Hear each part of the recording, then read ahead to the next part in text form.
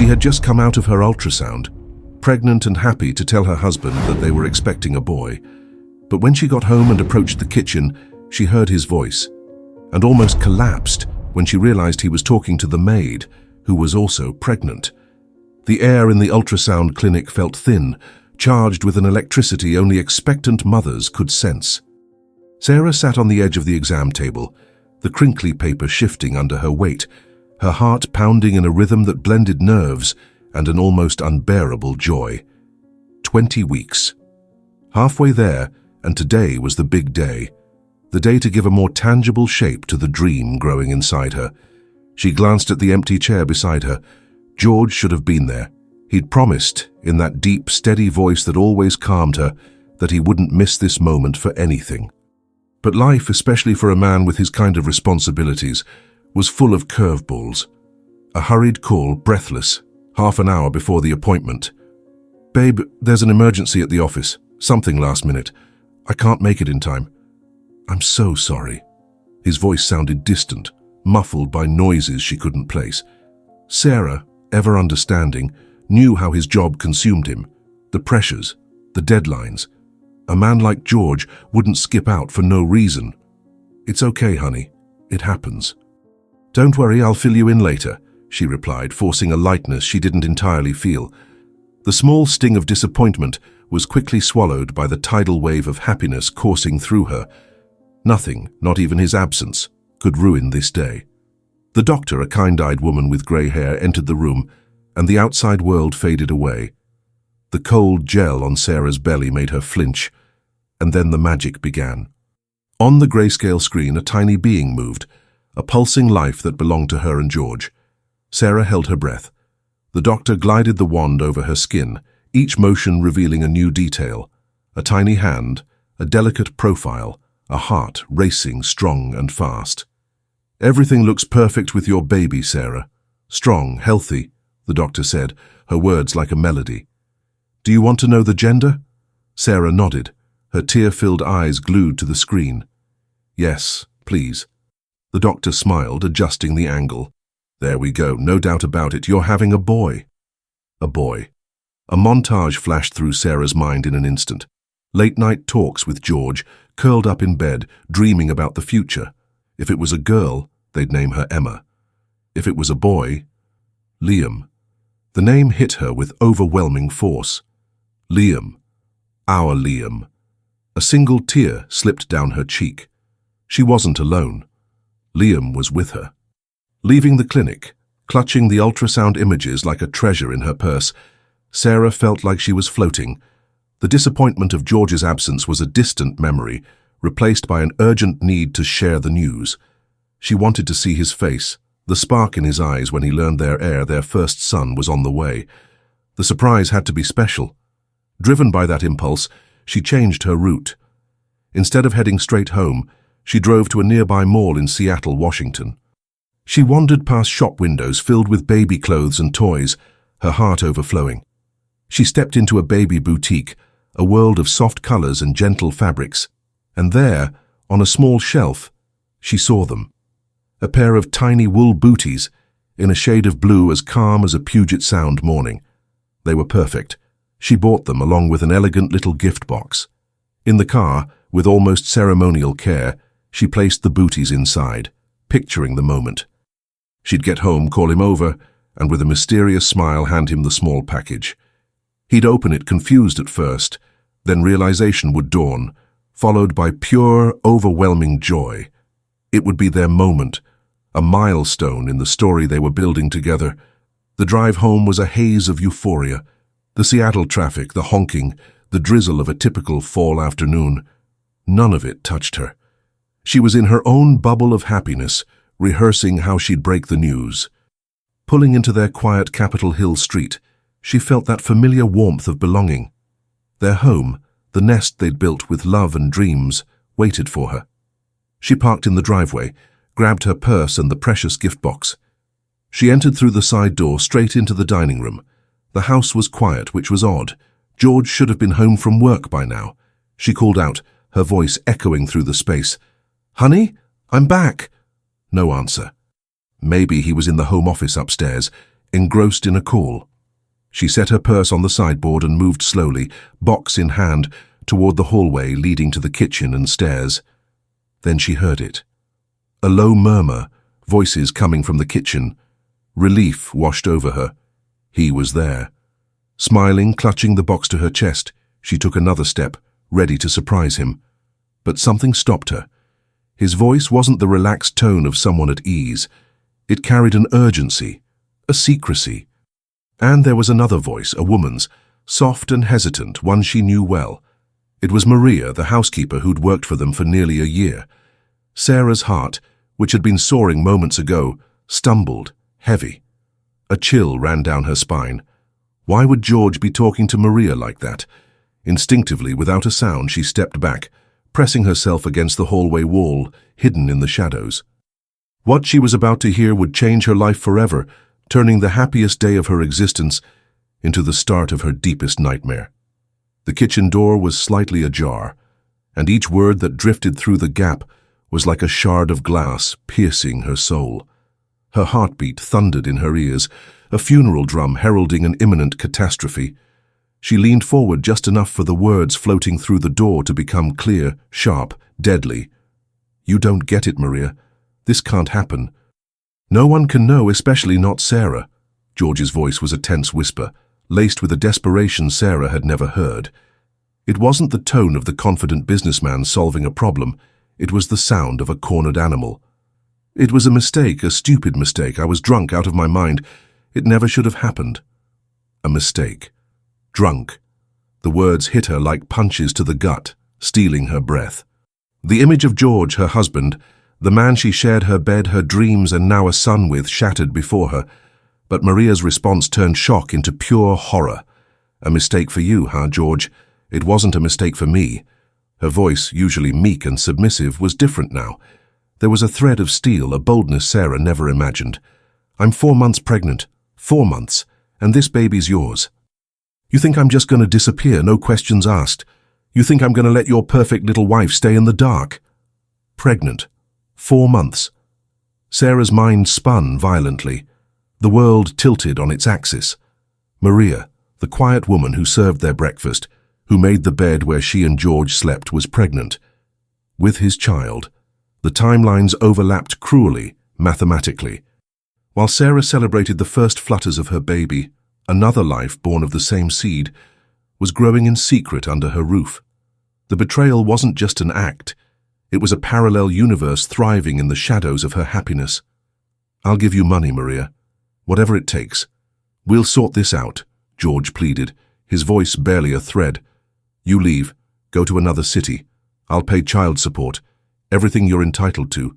But Sarah, she can't know. For God's sake, she's pregnant. This would destroy her." The mention of her name, her pregnancy, in that context, was the final twist of the knife. He wasn't protecting her out of love. He was protecting himself, his perfect life's facade. He was using her as a shield. "Money? Oh, you'll give me money, all right, and it won't be cheap." Maria's voice was pure blackmail now, cold and calculated. "Don't think I'll make this easy. If you don't do exactly what I want, I swear I'll show up at your office. I'll tell her family. I'll make a scene that'll haunt you for a decade. You're going to give me a good life or I'll ruin yours." Sarah stepped back, her hand covering her mouth to stifle a sob threatening to escape. The truth was a monstrous, grotesque thing. It wasn't a slip, a moment of weakness. It was a calculated strike. Maria, with her humble demeanor and downcast eyes, had planned it all.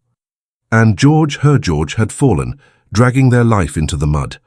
The conversation continued, sordid details about payments, about hiding her growing belly, about his fear and her greed. For Sarah, the sound became white noise. The initial shock gave way to an icy, razor-sharp clarity. She looked at the gift box in her hand. The blue of the booties seemed to mock her, a fragment of a dream now shattered. The radiant, happy woman who'd walked into that house minutes ago was gone. In her place, a new one was born, forged in the pain of profound betrayal. A strength she didn't know she had surged up her spine, a silent, determined fury. She wouldn't collapse, not here, not now. With a control that surprised her, she turned, walked back to the dining room without a sound. and placed the box on the sideboard. The surprise would still happen, but it would be a very, very different kind. She took a deep breath, once, twice, forcing air into lungs that felt shrunken. She slipped on the shoes she'd taken off upon entering and walked with purpose, the sound of her heels on the hardwood floor announcing her presence unmistakably. As she neared the kitchen, the voices fell silent. A heavy, guilty hush filled the air. She stopped in the doorway, her expression calm, almost bored. George stood by the sink, pale, sweat glistening on his forehead. Maria was on the other side of the counter, shrinking, her eyes wide with panic. The scene was so grotesque, so pathetic, that part of Sarah wanted to laugh. "Oh, there you are," she said, her voice unnervingly normal, a triumph of will over pain. "I called when I got home, didn't you hear?" George stammered, words tripping over each other. "Babe, we were just talking about cleaning out the pantry." The lie was so flimsy, so transparent, it was almost an insult. Sarah ignored him. Her gaze passed over Maria as if she were an inanimate object, an irrelevant detail in the kitchen's decor. There was no hatred in her eyes, no anger. There was something worse, complete, absolute indifference. She turned to George, her tone casual, as if discussing the weather. "I'm exhausted. It's been a long day. I'm going upstairs to shower and rest." Without waiting for a reply, she turned and climbed the stairs. Each step was a victory. Each one took her further from the scene of her humiliation and closer to the sanctuary of her bedroom. Closing the door behind her, the mask finally fell. She leaned against the wood, her body trembling uncontrollably. The tears she'd held back so fiercely burned her eyes but didn't fall. The pain was so deep it seemed to have dried the source. She wouldn't cry. Crying was a weakness she couldn't afford. The hours that followed dragged in a fog of anguish.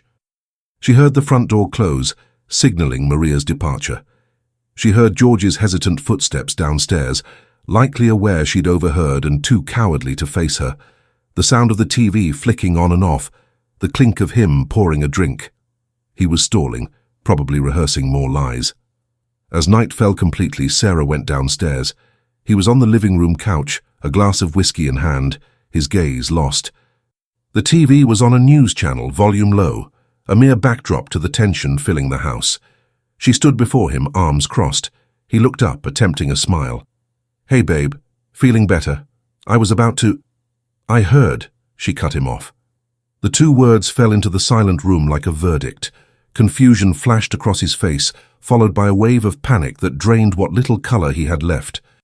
"Heard what? What are you talking about, Sarah?" "I heard everything, George," she continued, her voice low but sharp as a blade. "Every word. Her 4-month pregnancy, your drunken mistake, the child support, her threats, your pathetic attempt to hide it all from me." He opened his mouth, but no sound came out. The glass trembled in his hand. He was a man unmasked, stripped of all defenses. "So let's be clear," she went on, each syllable heavy with her pain and newfound strength. "How you will take responsibility for everything. Everything. The child is yours, the problem is yours. You'll pay whatever she demands, you'll handle the mess you made." She paused, her gaze locked on his, unblinking. "And I don't want to see that woman again. She doesn't set foot in this house. I don't even want to cross her gaze. You'll fix this tomorrow before I wake up. I don't care how. Just do it. You won't drag me into your filth." He finally found his voice, choked, pleading. "Sarah, please forgive me. I love you. It was a mistake. I can fix this." "No," she interrupted, the word final, non-negotiable. "There's nothing to fix. Just do what I said." She turned and walked to the sideboard. She picked up the gift box, still there like a silent witness. Facing him again, his devastated expression meeting her gaze, she opened the box and held it out, revealing the tiny wool booties. "By the way," she said, her voice devoid of emotion, "it's a boy. His name will be Liam." Then she turned and climbed the stairs, leaving him alone in the living room, amid the wreckage of the life he'd imploded. The night was a long, desolate vigil. Sarah didn't sleep. Lying in the vast, cold bed that now felt like a mausoleum, she stared into the darkness, replaying the unraveling of her life. Every corner of the room, every object, was steeped in memories, now tainted by lies. George's cologne on the pillow beside her, the framed photo of them smiling on a trip to the Oregon coast on the nightstand. The very air she breathed, all were suffocating reminders of betrayal. She realized, with painful clarity, that the betrayal hadn't happened in a cheap motel or the back of a car. It had happened here under her roof. In the subtext of Maria's good mornings, in her discreet smiles, in the care with which she erased traces of Sarah and George's intimate life, knowing she'd shared his body. The house, once her sanctuary, her nest, had become the stage of her greatest humiliation. The walls seemed to watch her, silent accomplices to the sordid secret. How could she stay? How could she bring Liam into a home built on a foundation of deceit? The answer was simple and absolute. She couldn't. Staying would be self-destruction, a slow suffocation of her sanity. The strength that had sustained her during the confrontation with George wasn't infinite. It was an emergency reserve now fading, giving way to deep pain and a visceral need to escape. She needed a safe place, somewhere she could breathe without tasting betrayal, where she could focus on what truly mattered, the life growing inside her. The decision solidified with the first rays of dawn filtering through the window. As Seattle woke, Sarah was already up, moving with quiet determination. She didn't need an elaborate plan. She needed a safe harbor, and there was only one place in the world that could offer that unconditionally: her parents' house in Tacoma. She opened the closet, his side and hers, a division that once symbolized unity, and now was a chasm. Ignoring his clothes, she grabbed a large suitcase and began packing, not with desperate haste, but with the efficiency of a necessary task. Maternity clothes, comfortable outfits, toiletries, the book she was reading. Each item was a step away from this tainted life. Finally, she took the folder with her documents and prenatal exams, including Liam's ultrasound images. Her future was in that folder. When she descended the stairs, the house was silent. George wasn't in the living room. He'd likely slept in the guest room, or not at all. It didn't matter. She went to the kitchen and found a note on the table. "It's done. She's gone. I'm sorry. I love you." Sarah crumpled the paper without a flicker of emotion and tossed it in the trash. It was too late for empty words. With the suitcase beside her, she sat in the dining room and picked up her phone. She dialed her mother's number, her hand steady. When her mother's sleepy, worried voice answered, Sarah kept her calm. "Mom, I'm okay, and so's the baby, but I need to come stay with you for a while. Is that okay?" There was no hesitation on the other end, only the unconditional love she knew she'd find. "Of course, sweetheart. Any time. Your home is always here. Did something happen?" "It did," Sarah replied, her voice faltering for a fraction of a second. "I'll explain when I get there. Just, can you come get me? I don't think I can drive." Half an hour later, her father's car pulled up in front of the house. Sarah waited at the door, suitcase in tow. She didn't look back as she got in the car. She didn't say goodbye to the house or the man who might have been watching from a window. Settling into the back seat, breathing in the familiar scent of her father's car, and feeling her mother's gentle hand on her shoulder, she finally allowed herself to close her eyes. She wasn't running away. She was strategically retreating from the battlefield to protect herself and her son. She was moving to the only place where love was pure and safety was certain. The war was far from over, but for the first time in 12 hours, she felt solid ground beneath her feet. George drove home, the weight of the world on his shoulders. The meeting with Maria had been a nightmare. He'd met her at a dingy diner on the outskirts of Seattle, far from their neighborhood, and every word exchanged was a stab to his pride and wallet. She didn't cry or beg. She sat cold and calculating, listing her demands. An exorbitant monthly sum far beyond what the law would require, under the veiled threat of turning his life into a public hell. Exhausted, humiliated, he gave in, paying the first of many ransoms for his own stupidity. On the way back, he stopped at a florist. He bought the biggest, most expensive bouquet of red roses he could find. It was a pathetic gesture, he knew, a futile attempt to douse a wildfire with a glass of water, but it was all he could think to do. He needed to show Sarah he was sorry, that he loved her, that he'd fight for her, for them, for Liam. Entering the house, the silence hit him like a shroud. "Sarah?" he called, his voice echoing in the void. No response. The bouquet in his hand seemed to wilt instantly. He ran upstairs, his heart pounding with a terrible premonition. He entered their bedroom, and the sight stopped him cold. The bed was neatly made, but the air felt empty. He walked to the closet and opened the doors. Her side was desolate. Empty hangers dangled like skeletons. The drawers, open, revealed only their linings. She hadn't left a single item behind. There was no letter, no note, no single word, just the deafening silence of her absence. The lack of a confrontation, a shout, an angry goodbye was somehow worse. It was proof she deemed him so insignificant, he didn't even warrant an explanation. He grabbed his phone, desperation taking over. He called once, twice, 5 times, straight to voicemail. She'd blocked him. He was utterly alone. Meanwhile, in a working-class neighborhood on Seattle's south side, Maria counted the cash George had given her. A triumphant smile played on her lips.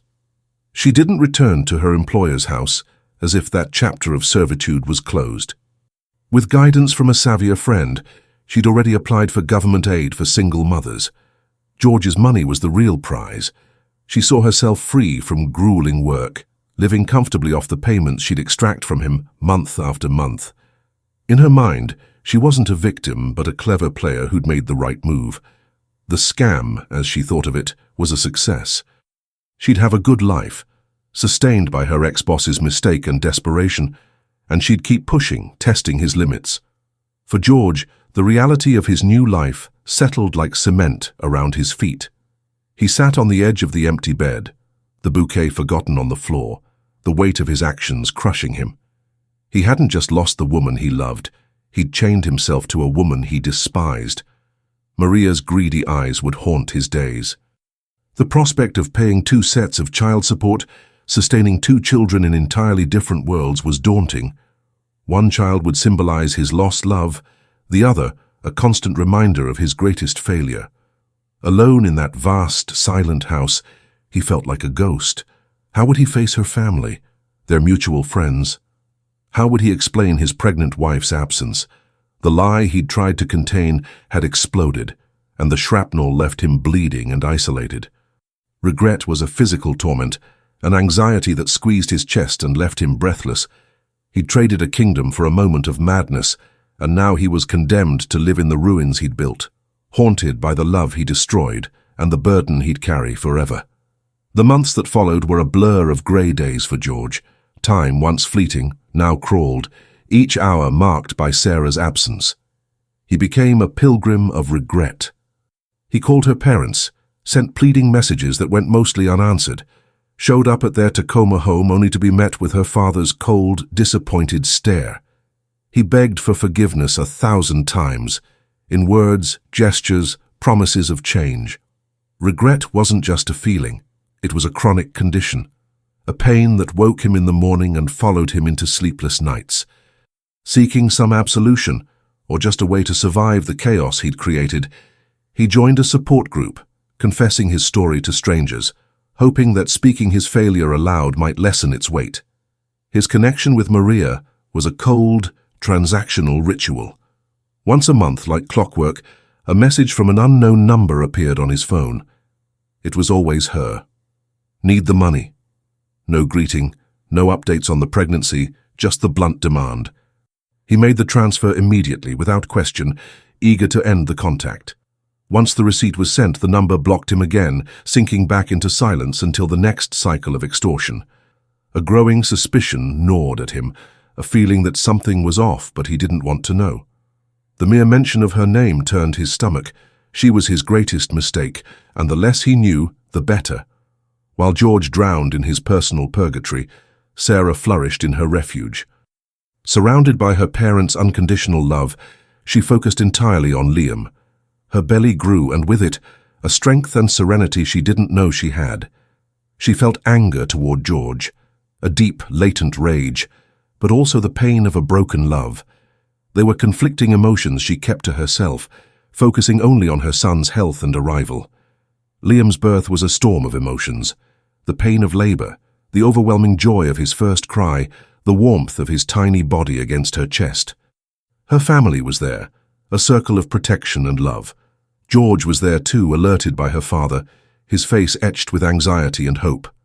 Sarah allowed him in. He stood in a corner of the hospital room, an awkward, out-of-place figure, watching the miracle he'd nearly lost from afar. He saw Liam, his eyes welling, and Sarah saw in his face the exact measure of what he'd thrown away.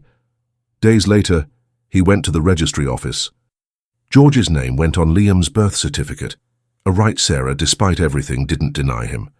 Liam was his son. But registering him didn't mean forgiveness. When he returned with the document, Sarah barely glanced at him. "I'll let you know when you can see him," was all she said.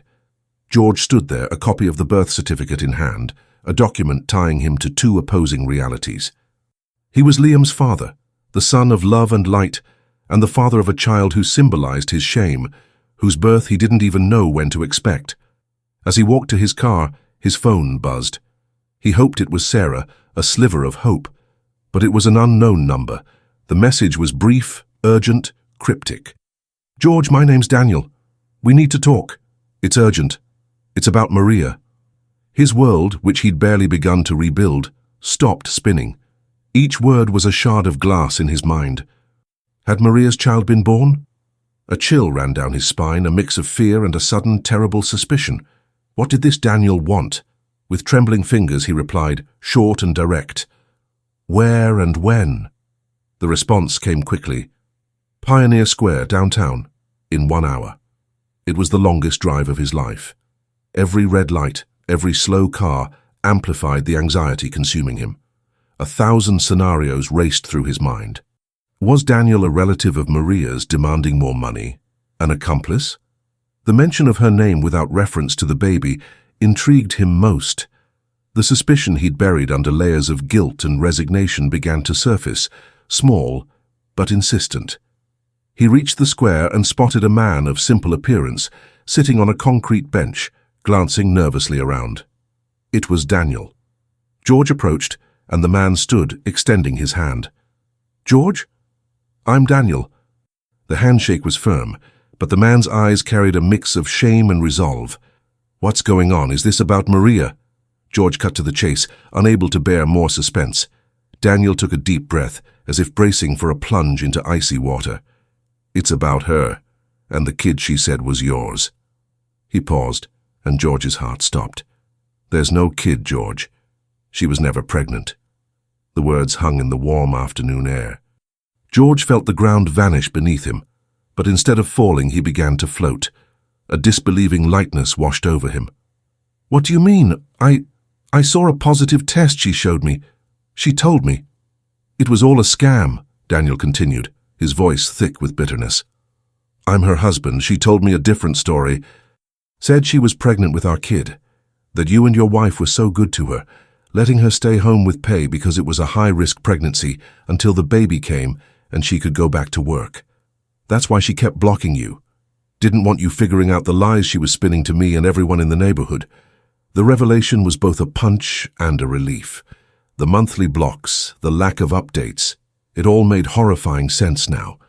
"But her belly," George muttered, trying to reconcile the lie with the reality he'd believed. "She said it wasn't showing much because she's already heavy." Daniel shook his head, disgusted.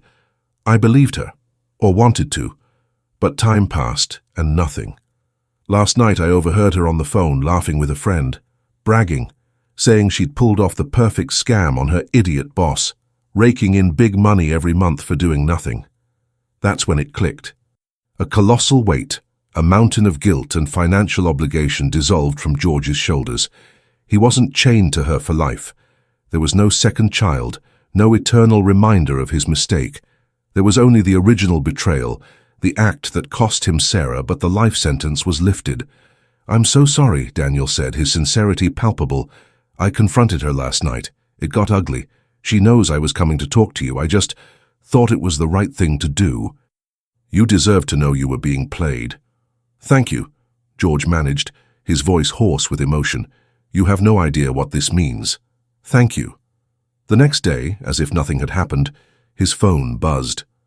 It was Maria, from a new number. Her audacity was staggering. "I know Daniel told you everything. He left me. Look, I know I messed up, but I spent the money you gave me and I can't cover my bills this month. If you can just help one more time, I'll disappear from your life forever." George stared at the message, and for the first time in months he felt no anger, no anguish, just pity and cold contempt. Without replying, he blocked the number. The final thread tying him to that nightmare was severed. With a lighter heart, but still heavy with Sarah's absence, he picked up the phone. He needed to tell her, not as an excuse, not as a bid to erase his actions, but as a fact. A piece of the puzzle she deserved to have. He dialed her number, hoping this time she'd answer. "Sarah, I really need to talk to you. It's important. Can we meet?" There was a long silence on the other end, so thick he thought she'd hung up. But then her voice, cold and controlled, replied, "Where?" They met in the same park in Tacoma, where they'd once strolled hand in hand, planning their future. Now they sat on opposite benches, a physical distance mirroring the emotional chasm between them. George told her everything. Daniel's message, the meeting in the square, the shocking revelation of the fake pregnancy. He spoke without pause, desperate to purge the filth, perhaps naively hoping that clearing his tie to Maria might somehow cleanse what remained between him and Sarah. When he finished, she stared at him for a long moment, her expression unreadable. "So, you got lucky," she said finally, her voice devoid of warmth. "Lucky you don't have to be tied forever to a woman that unscrupulous. Lucky you don't have to split your money and life with the result of your weakness." Her words hit him like a slap. He'd hoped for relief, maybe a glimmer of compassion, but found only raw truth. "But this doesn't change anything between us, George," she continued, her voice steady. "It doesn't erase what you did. You betrayed me. You broke my trust, in our home. The fact she wasn't pregnant doesn't undo your intention to sleep with her. It doesn't change that." He bowed his head, defeated by her unyielding logic. "I know, you're right," he admitted, his voice low. "I didn't come here to ask for forgiveness, Sarah. I know I don't deserve it. I just thought you needed to know. It was a weight on our story. The idea that Liam would have a sibling he'd never know. A child who'd grow up knowing they came from a betrayal. I needed to lift that shadow from his life. And yours." The mention of Liam was the only thing that seemed to soften her expression, a nearly imperceptible nod. The conversation ended soon after, with no promises, no resolutions. Time marched on relentlessly. Liam turned 6 months, growing from a fragile newborn into a laughing, lively baby. Sarah and George's relationship found a fragile new balance. They remained separated, but he became an exemplary father. He kept to his visitation schedule religiously, never late, always calling about Liam and covering all expenses without being asked. He stopped talking about reconciliation, focusing solely on being the best father he could be. His quiet, consistent dedication began to thaw the ice in her parents' hearts and, at times, even hers. They saw a man truly remorseful, trying to mend, in the only way he could, the damage he'd caused. Sarah's life became a routine of bottles, diapers, and lullabies, a cocoon of motherhood shielding her from the outside world. She felt safe, but also stuck. The pain of betrayal had become a scar, but the life she'd known was gone forever. One Tuesday afternoon, as Liam napped in her arms, her phone rang. It was an international number from New York. Her heart skipped. It was her Aunt Clara, her mother's sister, whom she hadn't seen in years. "Sarah, my darling, how are you? And my little great-nephew, how's that prince doing?" Clara's voice was a balm, full of warmth and longing. They talked for several minutes, catching up, laughing about Liam's antics. Sarah felt light, happy. But suddenly Clara's tone shifted, becoming serious, almost conspiratorial. "Look, sweetie, I'm not just calling to catch up," Clara said, her voice low with hidden meaning. "Something's come up here, an unexpected situation. And you were the first person I thought of. It's about your future, and maybe a chance to sort out a lot in your life." A shiver ran down Sarah's spine. "What's going on, Aunt Clara? Are you okay?" The urgency in Clara's voice was palpable, even across thousands of miles. "I'm fine, sweetheart, don't worry," Clara reassured her, but her tone remained serious. "It's something else. Listen carefully. I have a dear friend here, a very wealthy man, a billionaire to be honest. He had a serious health scare recently. Nothing life-threatening, but he needs constant care at home, someone trustworthy and skilled. And when he told me how hard it's been to find the right person, you were the first one I thought of. Sarah fell silent, processing the information. Clara continued, her voice now brimming with enthusiasm. I thought of you, my dear. The amazing nurse you are. I thought of your situation, separated, starting over. I thought of the opportunity for you to come here, to New York with Liam. You could start fresh, far from all the pain you've been through. The proposal was so grand, so unexpected, it felt unreal. Her mother, sitting nearby, noticed the shift in Sarah's expression and watched her with anxious curiosity, trying to piece together the conversation. You wouldn't have to worry about anything at first, Clara went on, anticipating Sarah's doubts. You and Liam would stay with me as long as you need. I'd look after my little guy while you work. And the money, Sarah, the salary is something no hospital in Seattle could ever match. You'd gain financial independence, give Liam an incredible future. It'd be a true fresh start in every way. A whirlwind of images and possibilities flooded Sarah's mind. Leaving Seattle, her parents' home, George's constant presence. Leaving the pain, the memories haunting every corner of the city. The idea was both terrifying and incredibly tempting. It was an escape, but also a gateway to a life she'd never dared imagine. Aunt Clara, I don't know what to say, Sarah stammered, her hand tightening on the phone. Don't say anything now, Clara replied wisely. I know it's a lot to take in. It's a life-changing decision. Talk to your mum, think it over. Give me an answer in 2 days. The opportunity's here waiting for you. Think about it, sweetie. Think about Liam's future. Sarah hung up, her heart racing. Her mother looked at her, eyes full of questions. What was that, honey? What did Clara want with all that secrecy? Sarah took a deep breath, the weight of the biggest decision of her life settling on her shoulders. She looked at Liam's peaceful face, sleeping in her lap, oblivious to the earthquake that call had triggered. She recounted the call, her words almost mechanical, explaining Clara's offer. The job, the salary, the chance to start over in New York. Her mother, Ellen, listened, her heart torn. Sweetheart, it's a golden opportunity, I know, she said, her voice thick.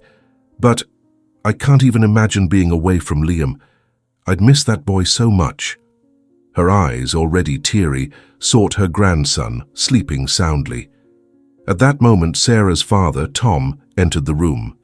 He sensed the tension immediately. Hearing the story, his response was that of a father who only wanted his daughter's happiness. Sarah, you know I'll support whatever you decide. Whatever's best for you and my grandson, I'm on your side. But as he spoke, his gaze fixed on Liam, and a stubborn tear formed in the corner of his eye. That tiny child had become the sun of their home, the joy that filled their days and gave their lives new meaning. The thought of losing him was a visible pain on his face. The doorbell rang, shattering the heavy silence. It was George, punctual as ever for his visitation day. He entered smiling, holding a new, colorful toy for Liam and a baby recipe book for Sarah. Thought you might like this. It's got some different puree ideas, he said, his voice full of genuine care. His smile faded, though, as he sensed the heavy atmosphere. Ellen's red eyes, Tom's somber expression. Is something wrong? Can I help? He asked, concern overtaking his face. Sarah, feeling suffocated by the moment's pressure, muttered, I need to use the bathroom, and slipped out, leaving behind a void of tension. It was Ellen who broke the silence. In a low voice, she told George about Clara's call and the offer for Sarah to move to New York with Liam. The news hit George like a shockwave. The ground he'd been painstakingly rebuilding, brick by brick, collapsed. The thought of a life without Liam, without even the faint hope of one day winning Sarah back, was an unbearable abyss. Desperation overwhelmed him, shattering the composed father facade he'd maintained. No, please, no, he whispered, his face twisting in agony. He turned to Ellen, eyes flooding with tears. Ellen, please help me. Please. And then, in a gesture of raw desperation, he dropped to his knees on the living room floor, his body shaking. I can't lose them, I know I screwed up, I know I destroyed everything, but I'm trying, I swear I'm trying. I don't know what else to do to earn her forgiveness, to have my family back." At that exact moment, as if sensing the anguish filling the room, Liam woke. He looked around, his sleepy eyes focusing on his father, kneeling and sobbing. And then from that tiny mouth came a clear sound, his first articulated word, "Dada." Sarah was returning from the bathroom and stopped in the hallway, an invisible witness to the scene unfolding. Her heart froze. She saw it all. George, the man who'd hurt her so deeply, broken on the floor, weeping with genuine remorse. Her father, his face etched with sorrow, now holding his grandson. And Liam, her little miracle, calling for his father. A wave of emotion hit her, so strong it left her breathless. The walls she'd built around her heart began to crumble. In that moment, she didn't see the traitor, the victim, or the bystanders. She saw a family, flawed, wounded, scarred, but a family that fought, suffered, loved. She realized that fleeing to New York wouldn't be a fresh start, but an amputation. She'd be cutting her son's roots, denying him that imperfect but real love. A profound clarity washed over her. No family is perfect. God had given her this one, with all its flaws and pain. And maybe her purpose wasn't to run, but to stay. To stay and learn to forgive. To stay and rebuild. Not the life that was destroyed, but a new one, built on forgiveness and truth. Sarah stepped into the room, her heart still pounding. George stood, his face marked by recent tears, looking at her with a silent plea. "I need to think," was all she said, her voice steady, revealing nothing of the upheaval in her soul. The tension was unbearable. George, understanding there was nothing more to say, nodded. He approached Tom, who handed him Liam.